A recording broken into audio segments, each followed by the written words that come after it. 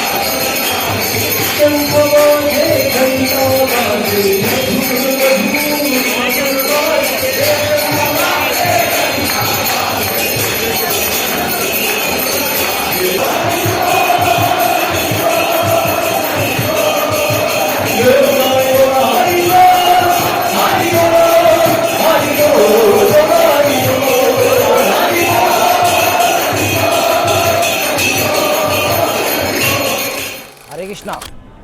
जैसा कि अभी आपने देखा था, हमने आपको दिखाई थी गौर आरती। गौर आरती में हम लोग गए थे, कितना क्रेज़ लोगों के अंदर, कितना पागल लोग नाच रहे थे, मेरे को भी पूरा पसीना पसीना आ गया था।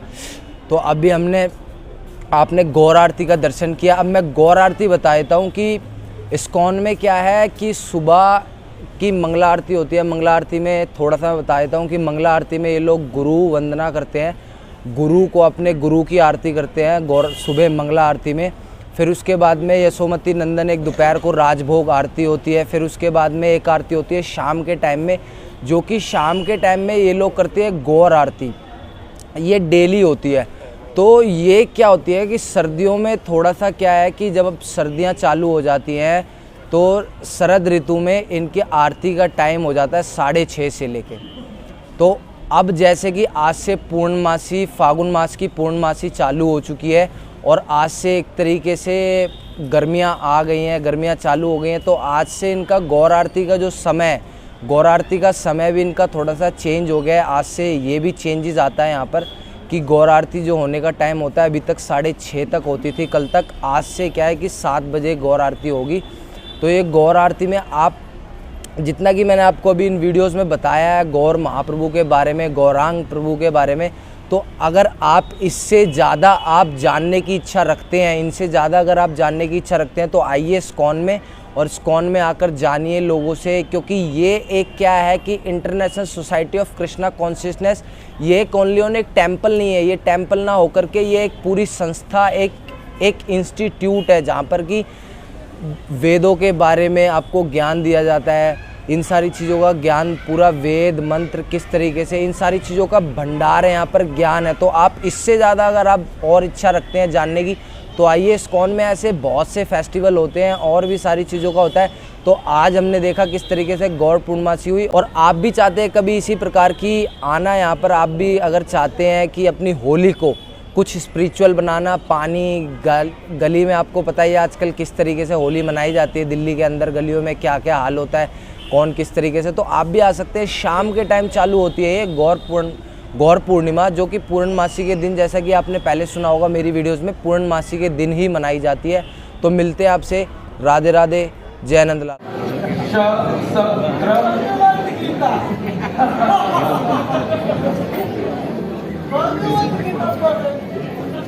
क्या कर रहे हैं?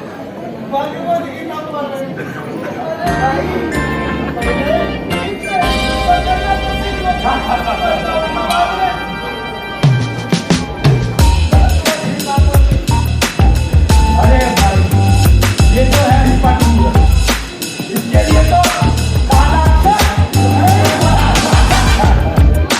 पढ़ना लिखना तो कुछ आता है नहीं, वो पढ़ने के बाद वो फिरता है।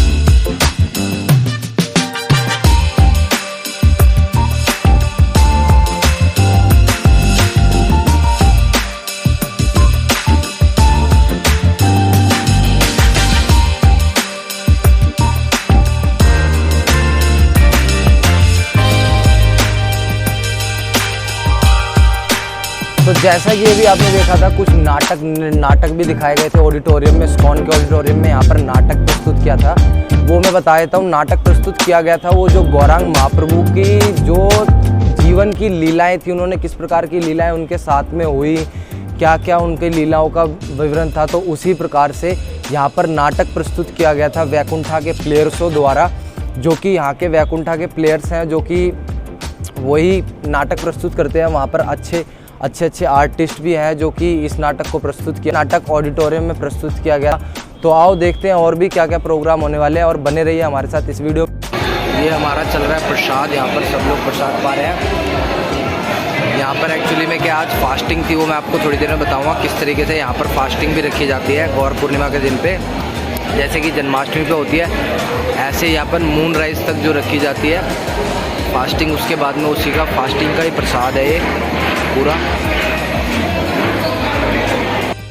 तो आज का प्रोग्राम था, यही प्रोग्राम था। अगर आप भी आना चाहते हैं ऐसे ही प्रोग्रामों में तो आ सकते हैं आप। ऐसी लीलाओं और इस लीला को और भी अच्छे से जानना चाहते हैं तो आप आ सकते हैं। ISKCON temple Nehru place east of Kailash के अंदर है और जान सकते हैं और भी महाप्रभु के बारे में और भी कृष्ण की लीलाओं के बारे में अच्छे से जान सकते हैं। तो आइए और आप भी दर्शन करिए और लोगों को लेके आइए। कितने अच्छे दर्शन होते हैं, कितने अच्छे फेस्टिवल्स होते हैं और आके यहाँ पे क्लासेस भी होती हैं, बहुत सारी चीज़ें, ड्रामा क्लासेस, कीर्तन, प्रसादम, तो ये सारी चीज़ों के लिए आप आ सकते हैं। तो अब हम अपनी वीडियो को एंड करते हैं। राधे राधे, जय नंद लाला की।